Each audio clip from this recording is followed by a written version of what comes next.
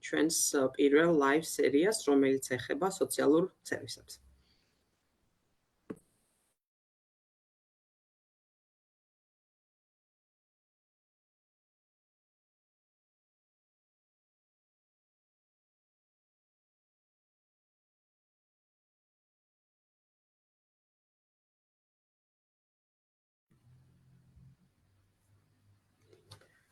გამარჯობათ, ვიდრე შემოგვიერთდება ჩვენი მაყურებელი და მსმენელი, ნელ-ნელა ჩვენს დავიწყოთ და პირველ რიგში მივესალმები მშობლის სკივრის ერთგულ მაყურებელს, მსმენელებს, როგორ ხსენებათ მშობლის სკივრმა განაახლა თავისი აქტიური მუშაობა სექტემბრის თვიდან და უკვე ოქტომბრის თვიდან ვიწყებთ. დღეს არის პირველი დღე, როდესაც ვიწყებთ საუბარს, ეს იქნება რამოდენიმე გადაბმული, ასე ვთქვათ, სერიული საუბარი ქვეყანაში მიმდინარე სოციალურ სერვისებზე. დღეს არის პირველი დღე, როდესაც გავხსნით აღნიშნულ live სერიებს და განვიხილავთ და დავიწყებთ საუბარს ზოგადად იმაზე, თუ რა არის სოციალური სერვისები და რა სოციალური სერვისები არსებობს საქართველოში. აღნიშნული, ასე ვთქვათ, live სერიების მიზანი არის ინფორმაცია მიაწოდოს შეზღუდული შესაძლებლობის მქონე პირთა თემს იმ სერვისების შესახებ, რომელიც ხელმისაწვდომია ქვეყანაში და გააცნოს, ვთქვათ, ამ აღნიშნული სერვისების სპეციფიკა, დანიშნულება, აღნიშნულ სერვისში ჩართულობის გზები და ის ბარიერებიც მათ შორის, თუ რასაც აწყდებიან სერვისის მომხმარებლები. აღნიშნული live სერიების წამყვანი ვიქნები რეგულარულად ყოველკვირეულად მე, დიანა ჭანაშია, მაგ ჯორჯიას წარმომადგენელი და ყოველკვირეულად გვეყოლება მოწვეული სტუმრები, ექსპერტები ჩვენი დარგის. დღევანდელი ჩვენი პირველი live სერიის მოწვეული სტუმრები გახლავართ ელენე მჭედლიშვილი და ქეთევან ჯანიაშვილი, რომლებიც უშუალოდ წარმოადგენენ შეზღუდული შესაძლებლობის მქონე პირთა თემს. ელენეც და ქეთევანიც არის კახეთის წარმომადგენლები, კახეთიდან არიან და დღევანდელ ჩვენს live სერიაში არა მარტო ვისაუბროთ სოციალურ სერვისებზე ზოგადად, არამედ სპეციფიკაზე, მათ შორის თუ როგორი არის ის, როგორ არის წარმოქმნილი კახეთის რეგიონში, ხო? ვიდრე დავიწყებთ უშუალოდ რაღაცა მიმოხილვას და რაღაცა სიღრმისეულად ჩავალთ თითოეულ მუნიციპალიტეტის დონეზე, კარგი იქნება თუ კი ფართო საზოგადოებას ცოტა უკეთ ავუხსნით, თუ რას გულისხმობთ, როდესაც ვსაუბრობთ სოციალურ სერვისებზე და მათ მნიშვნელობაზე შეზღუდული შესაძლებლობის მქონე პირებისთვის, ხო? ელენე, შენ მოგცემ აღნიშნულ, ასე ვთქვათ, კითხვაზე, ასე ვთქვათ, რომ პასუხის გაცემის საშუალებას. მოგესალმებით, მადლობა მოწვევისთვის და იმისათვის, რომ მაქვს შესაძლებლობა ვისაუბრო მართლაც ძალიან მნიშვნელოვან თემაზე, როგორიც არის სოციალური სერვისების როლი შეზღუდული შესაძლებლობის მქონე პირის ცხოვრებაში. სოციალური სერვისები მოიცავს იმ სხვადასხვა მომსახურებას, რომელიც მიზნად ისახავს ინდივიდებისა და ოჯახების მხარდაჭერას, სოციალური, ეკონომიკური და ფსიქოლოგიური სირთულეების გადალახვაში, ხო?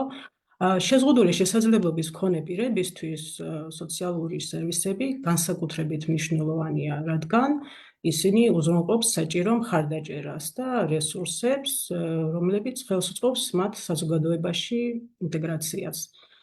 სოციალური სერვისებით ჩვენ შეგვიძლია მივიღოთ ფიზიკური, ემოციური და ფინანსური მხარდაჭერა, რაც ჩვენს ყოველდღიურ ცხოვრებაში დამოუკიდებლობის შენარჩუნებას ეხმარება. შეზღუდული შესაძლებლობის მქონე პირთა უფლებების კონვენციის 26-ე მუხლის თანახმად, რომელიც ზუსტად გულისხმობს რეაბილიტაციას, სოციალური სერვისები წარმოადგენს მნიშვნელოვან კომპონენტს შეზღუდული შესაძლებლობის მქონე პირების ცხოვრების ხარისხის გაუმჯობესებაში. მათი საჭიროებების გათვალისწინებით, რა თქმა უნდა. ეს სერვისები შეზღუდული შესაძლებლობის მქონე პირის ცხოვრებაში უნდა იყოს უზრუნველყოფილი დაბადებიდან და ყველა შემდგომ ეტაპზე. მაგალითად, თუ კი ვსაუბრობთ ადრეულ ასაკზე, სარგებელი უნდა იყოს არა მხოლოდ ბავშვზე, არამედ ოჯახზე, რომელშიც იბადება შეზღუდული შესაძლებლობის მქონე ბავშვი. ამიტომ მნიშვნელოვანია არსებობდეს ისეთი ტიპის სერვისები, როგორც არის რეაბილიტაცია, აბილიტაცია, სხვადასხვა ბენეფიტები ბავშვის მოვლასთან დაკავშირებით, რადგან შშმ ბავშვების მშობლებს ხშირად უწევთ დასაქმებაზე უარის თქმა, იმ მიზეზის გამო რომ ვერ ტოვებენ ბავშვებს სახლში ყურადღების გარეშე, უნდა არსებობდეს, ასე ვთქვათ, სტიპენდიები განათლებისთვის, ტრანსპორტირებისთვის, ადრეული დიაგნოზის იდენტიფიცირება, დამხმარე საშუალებები, რა თქმა უნდა, ეს სერვისები დაეხმარება არა მხოლოდ ბავშვს, არამედ ოჯახს ადრეულ ეტაპებზე ბავშვის დაბადებიდან და შემდგომ. უკვე ზრდასრულ ასაკში შეზღუდული შესაძლებლობის მქონე პირისთვის სახელმწიფომ უნდა შექმნას და განავითაროს ისეთი ტიპის სერვისები, რომელიც ხელშეუწყობს მის განათლებას, დასაქმებას, დამოუკიდებელ ცხოვრებას, პროფესიულ განვითარებას. მაგალითად, უმუშევრობის დაცვის პაკეტი იმ შემთხვევაში, თუ შეზღუდული შესაძლებლობის მქონე პირი უმუშევარია, პერსონალური ასისტენტის სერვისი, რომელიც ძალიან მნიშვნელოვანია შეზღუდული შესაძლებლობის მქონე პირის დამოუკიდებლობისთვის. ამ ყველა ასპექტში არის ეს განათლება, დასაქმება, ცხოვრების ყველა ეტაპზე, ყოველდღიურ ფუნქციონირებასთან დაკავშირებით და, ასე ვთქვათ, ყველა საჭიროებიდან გამომდინარე ძალიან მნიშვნელოვანი სერვისია. ჟესტური ენის თარჯიმნის მხარდაჭერა, თუ კი ეს საჭიროება არის და სხვადასხვა სერვისი, რომელიც დაეხმარებათ, რომ შეზღუდული შესაძლებლობის მქონე პირები დასაქმდნენ და გახდნენ უფრო დამოუკიდებელნი, აქტიურად მონაწილეობდნენ საზოგადოებრივ ცხოვრებაში.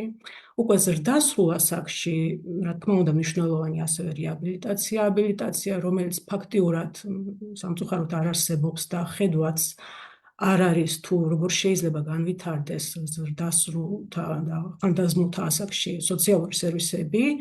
სამწუხაროდ ამ ეტაპისთვის საქართველოში არ არსებობს ამის ხედვა. ხანდაზმულ ასაკში ასევე დავამატებ, რომ მნიშვნელოვანია პერსონალური ასისტენტი, შინმოვლის სერვისი და სხვადასხვა სერვისები, რაც იქნება მხარდამჭერი კონკრეტულ ეტაპზე ადამიანის ცხოვრების და რაც დაეხმარება და მხარს დაუჭერს მის განვითარებას და ყოველდღიურ ცხოვრებას. მადლობა ელენე და განსაკუთრებით მადლობა იმისთვის, რომ საზოგადოებას და ჩვენ ყველას შეგვახსენე, რომ სოციალური სერვისები არ არის მარტო თერაპია, არ არის მარტო რეაბილიტაცია და გამიხარდა, რომ სოციალური სერვისების ნაწილში შენ ასევე განიხილე ტრანსპორტირებაზე ხელმისაწვდომობა, ხო, სტიპენდიები განიხილე და სხვა ის მხარდამჭერი დამატებითი პროგრამები, რომელიც სწორედ რომ მიმართულია იმისთვის, რომ აღმოფხვრან ბარიერი და ადამიანი მივიდეს სერვისამდე, ან სერვისი მივიდეს ადამიანამდე, ხო, როგორც წესი, ხო? სამწუხაროდ ალბათ ჩვენს ლაივ სერიებში არ გვექნება საშუალება, რომ კიდევ უფრო ღრმად ჩავიდეთ ამ სოციალური სერვისების მნიშვნელობაზე და ზოგადად ვისაუბროთ იმ სოციალურ სერვისებზე, რომლებიც საქართველოს საერთოდ არ არის დანერგილი სისტემურ დონეზე და რა უნდა გაკეთდეს იმისთვის, რომ ხედვა შეიცვალოს, ხო? და ჩვენი აქცენტი მაინც გაკეთდება იმ სოციალური სერვისების მიმოხილვაზე, რომელიც ქვეყანაში არსებობს და მიმდინარეობს. მიხარია, რომ პერსონალ ასისტირების სერვისიც ახსენევ რამოდენიმეჯერ და ამ კუთხით მეც ვიმედოვნებ, რომ 20-25 წლიდან მაქსიმალურად როგორც ეს გათვალისწინებულია კანონით ამოქმედება აღნიშნული პროგრამა მუნიციპალიტეტებში და დაინერგება. თუმცა გარდა იმისა, რომ ქვეყანაში არ აქვს ბევრი სოციალური სერვისი, რომელზედაც ჩვენ ისაუბრე, ის სოციალური სერვისებიც კი, რომელიც არსებობს ქვეყანაში, ხო, როგორც არის შენ ახსენე კიდეც თქვათ ბავშვთა ადრეული განვითარება, ხო, იყო რეაბილიტაცია ახსენე, ჟესტური ენის სპეციალისტები ახსენე, სხვადასხვა სერვისები რაც არსებობს, ასეთი პრაქტიკა გვაქვს სამწუხარო, რომ ეს სერვისებიც კი არ არის სრულად წარმოდგენილი ყველა მუნიციპალიტეტში, რეალურად რამოდენიმე მუნიციპალიტეტი გვაქვს, სადაც სრულად არის ასე თქვა წარმოდგენილი აღნიშნული სერვისები და უამრავი ბარიერს ასახელებს ადამიანები, რომლებიც ცხოვრობენ სხვადასხვა მუნიციპალიტეტებში თუ რატომაც ვერ ერთვებიან არა არსებობს ეს სერვისები მათ მუნიციპალიტეტში, ხო? ამ კუთხით მინდა ქეთის უფრო მოგვაწოდოს ინფორმაცია თუ რა ასე თქვათ ბარიერებს ან როგორ არის საერთოდ წარმოდგენილი ეს ცენტრალურ დონეზე არსებული სოციალური სერვისები ლაგოდეხის მუნიციპალიტეტში, იმიტომ რომ ლაგოდეხის მუნიციპალიტეტი არის ძალიან თავისუფლად მრავალფეროვანი მუნიციპალიტეტი, წარმომადგენლობითი ხასიათის არის და საინტერესო იქნება თქვენი მუნიციპალიტეტის სპეციფიკა გაგვაცნოთ ამ სერვისებთან მიმართებაში, კეთი. მოგესალმებით ზიანად. პირველ რიგში მადლობას გიხდით, რომ მაძლევთ საშუალებას ვისაუბრო ასეთ მნიშვნელოვან თემაზე. გეთანხმები დიანა, რომ ყველა მუნიციპალიტეტს აქვს თავისი სპეციფიკა და სამწუხაროდ, როგორც სხვა რეგიონი, ლაგოდეხის მუნიციპალიტეტისთვის არ არის დანერგილი ყველა სერვისი და რა თქმა უნდა, ეს უამრავ ბარიერს ქმნის მოსახლეობისთვის, თუმცა იმედი მაქვს, მეც კიდევ ერთხელ ხაზს გავუსვამ, რომ 2025 წლიდან ეს პრობლემა ნელ-ნელა აღმოიფხვრება და პირველ რიგში ხაზს უსვამ პერსონალურ ასისტენტზე, რომელიც წესით და კანონით პირველი იანვრიდან უნდა დაინერგოს ჩვენს ქვეყანაში და გეტყვი, რომ მართლაც ლაგოდეხის მუნიციპალიტეტი ნამდვილად მრავალფეროვანია თავისი მოსახლეობიდან გამომდინარე, იმიტომ რომ აქ არის ეთნიკური უმცირესობა და ძალიან დიდი თემია ეს ეთნიკური უმცირესობა და სამწუხაროდ კიდევ ერთხელ ვიტყვი, რომ ყველა სერვისი ჯერჯერობით არ არის დანერგილი ჩვენს რეგიონში. ძალიან ისეთი არის, ხო ეს არსებული პრაქტიკა მაინც ჩვენს მაყურებელსაც შევახსენოთ, რომ სამწუხაროდ არ არის წარმოდგენილი ყველა სერვისი, რომელსაც ჩვენ განვიხილავთ ნელ-ნელა მომდევნო კვირების და თვების მანძილზე. თუმცა ასევე საინტერესოა გავაჟღეროთ ის ფაქტი, რომ მუნიციპალიტეტები ადგილობრივ დონეზე ნერგავენ და აქვთ უფლებამოსილება, რომ შეიმუშაონ ისეთი სოციალური სერვისები და განავითარო, რომელიც მორგებული იქნება ადგილობრივი თემის საჭიროებებს, ხო? და ხშირად არის ამიტომ, რომ რაღაც ტიპის სოციალური სერვისები ხელმისაწვდომი არის მაგალითად თელავში, რომელიც შეიძლება არ იყოს იდენტური ლაგოდეხისთვის, ხო?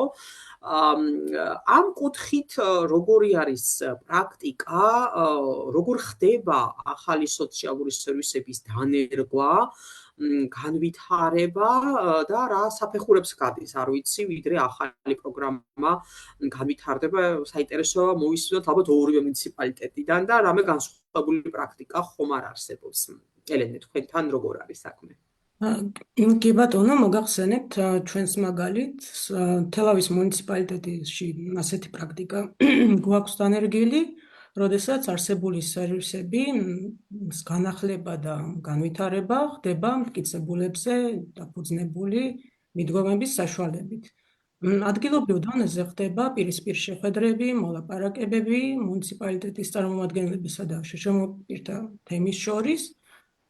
ზუსტად ასეთი მიდგომების დროს მოხდა ჩვენგან დასაბუთება თუ რატომ უნდა იყოს კონკრეტული სოციალური სერვისის რედაქტირება აუცილებელი, იმ ფორმით, რომ უფრო კომფორტული იყოს ეს სერვისი მათთვის, ვინც სარგებლობს ამ სერვისით.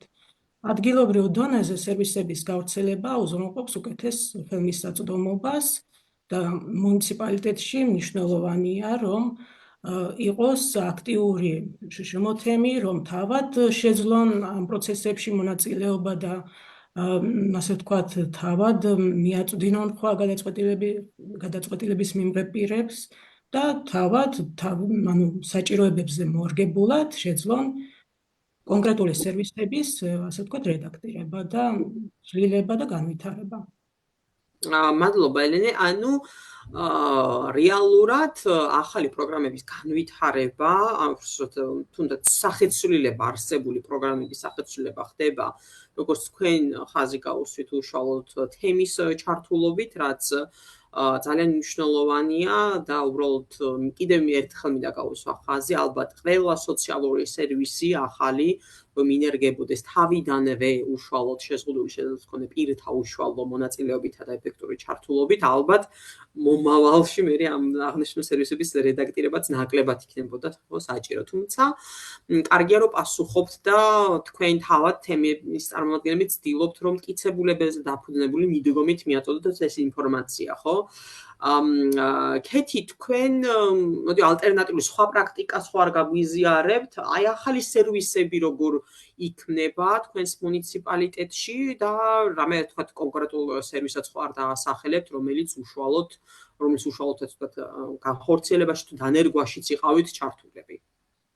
დიახ, დიანა, ჩვენი სპეციფიკა სრულიად განსხვავდება თელავის მუნიციპალიტეტისგან. ჩვენთან ძირითადად ახალი პროგრამები ინერგება შეზღუდული შესაძლებლობის მქონე პირთა საბჭოს გავლით. მოგეხსენებათ, რომ ჩვენს მუნიციპალიტეტში ფუნქციონირებს და საკმაოდ აქტიურად ფუნქციონირებს შეზღუდული შესაძლებლობის მქონე პირთა საბჭო, სადაც პერიოდულად იკრიბება ჩვენი თემი და იქ განვიხილავთ სხვადასხვა მნიშვნელოვან საკითხებს და სწორედ ამ საბჭოების გავლით და ამ საბჭოების დახმარებით ინერგება ახალი პროგრამები და ამის საბჭოს დახმარებით შევაძლებს ადგილობრივი ხელისუფლება საჭირო პროგრამებს დაგისახელებთ ესეთ პროგრამებს ეს იყო ჰიგიენური საფენების საპილოტო პროგრამა სწორედ საბჭოს დახმარებით დაინერგა ასევე აუტიზმის ყოველწლიური პროგრამა ესეც არ იყო ჩვენს მუნიციპალიტეტში ეს ორი პროგრამა წინა წელს დაინერგა სწორედ საბჭოების დახმარებით. ქეთი მადლობა რომ თქვენს ასევე წარმოაჩინეთ ჩართულობის ერთ-ერთი ასე ვთქვათ პლატფორმის ეფექტურობაც მაგალითიც მოგუყვანეთ საბჭოსი და ის კონკრეტული პროგრამები რომელიც დაიძრა და განხორციელდა აღნიშნული საბჭოს უშუალოდ ჩართულობით.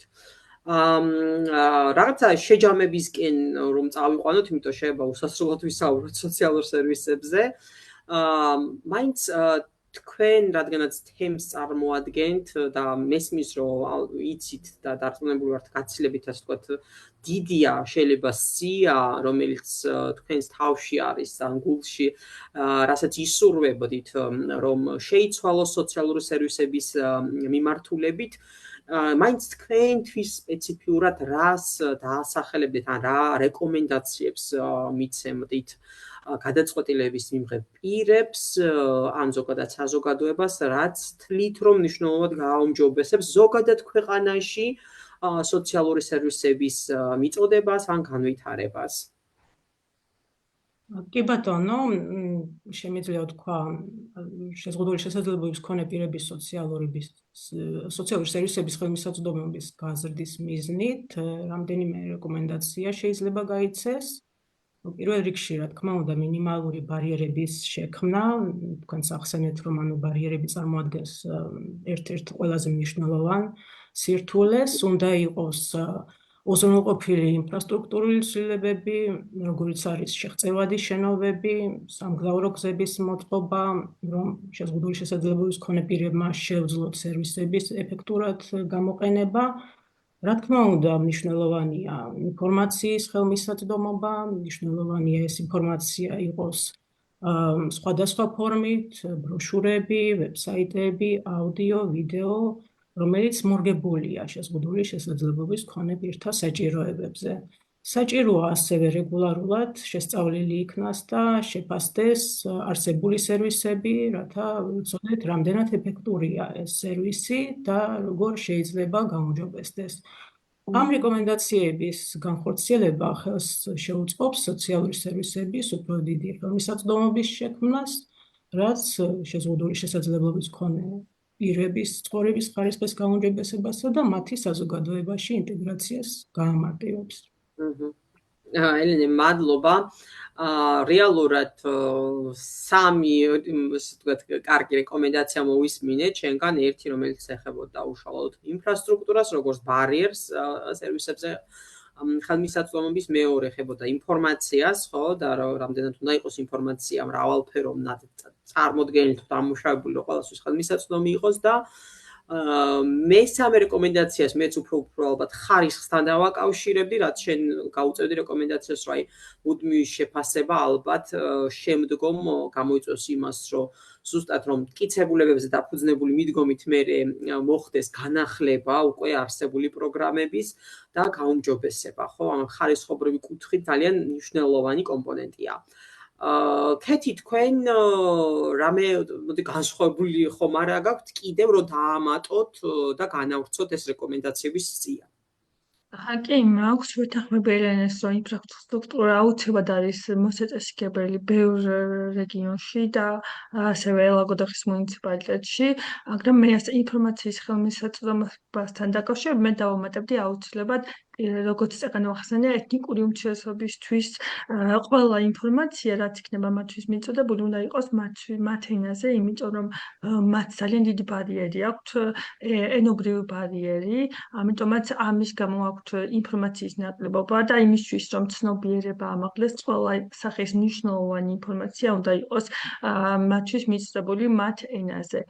ასევე დავამატებდი დიანა თუ შეიძლება პროფესიონალთა ნაკლებობას რეგიონში ეს არის დიდი პრობლემა, რასაც შეიძლება დიდი როლი ითამაშოს ადგილობრივმა ხელისუფლებამ და მათი ჩართულობით შეიძლება რომ ეს პრობლემა მოგვარდეს. ქეთი კიდევ უფრო სიღრმისეულად წადი კონკრეტული რეკომენდაციებით გადაწყვეტილების მიღების პირებზე ადრესატი იპოვე.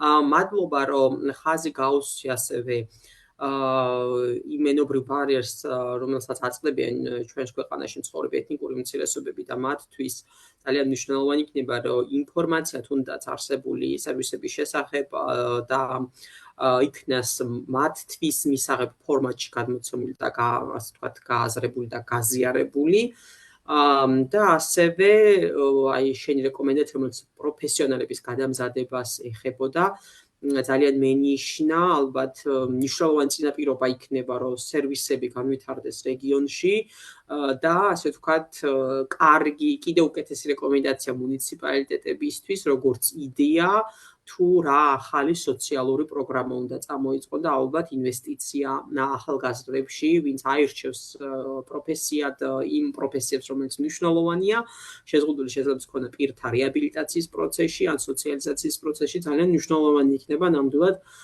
სოციალური სერვისების განვითარების მიმართულებით რეგიონში, ხო, რომ ის იყოს წარმომადგენლობითი ყველგან.